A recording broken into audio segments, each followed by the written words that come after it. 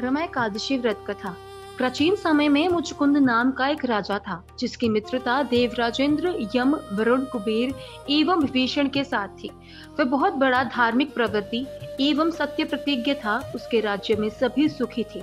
उसकी चंद्रभागा नाम की एक पुत्री थी जिसका विवाह राजा चंद्रसेन के पुत्र शोभन के साथ हुआ था। एक दिन शोभन अपने ससुर के घर आया तो संयोगवश उस दिन एकादशी व्रत था। इस विषय में उसके पिता के आदेश बहुत सख्त थे। राज्य में सभी एकादशी का व्रत रखते थे।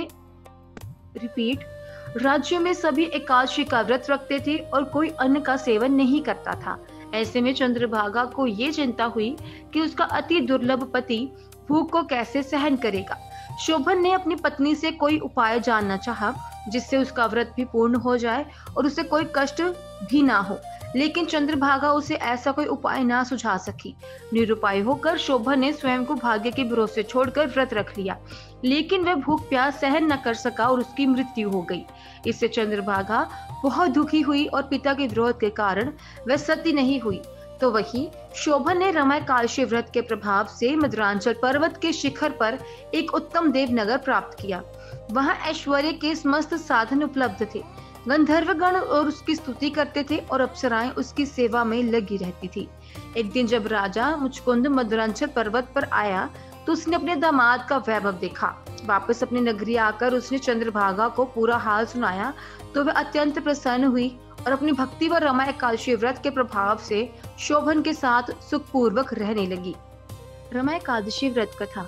प्राचीन समय में मुचकुंद नाम का एक राजा था जिसकी मित्रता देवराजेंद्र, यम, वरुण, कुबेर एवं विभीषण के साथ थी। वह बहुत बड़ा धार्मिक प्रवृत्ति एवं सत्य प्रतिज्ञ था। उसके राज्य में सभी सुखी थे। उसकी चंद्रभागा नाम की एक पुत्री थी जिसका विवाह राजा चंद्रसेन के पुत्र शोभन के साथ हुआ था। एक दिन शोभन अपने ससुर के घर आया तो संयोगवश उस दिन एकादशी व्रत था। इस विषय में उसके पिता के आदेश बहुत सख्त थे।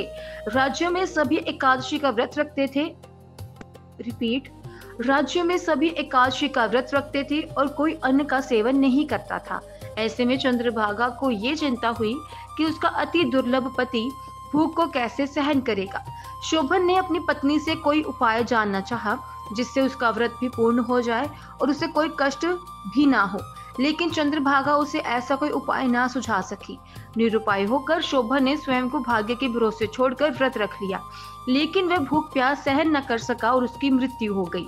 इससे चंद्रभागा बहुत दुखी हुई और पिता के विरोध के कारण वह सती नहीं हुई। तो वही शोभन ने रमा एकादशी व्रत के प्रभाव से मद्रांचल पर्वत के शिखर पर एक उत्तम देवनगर प्राप्त किया। वहां ऐश्वर्य के समस्त साधन उपलब्ध थे। गंधर्वगण और उसकी स्तुति करते थे और अप्सराएं उसकी सेवा में लगी रहती थी। एक दिन जब राजा मुचकुंद मद्रांचल पर्वत पर आया तो उसने अपने दामाद का वैभव देखा।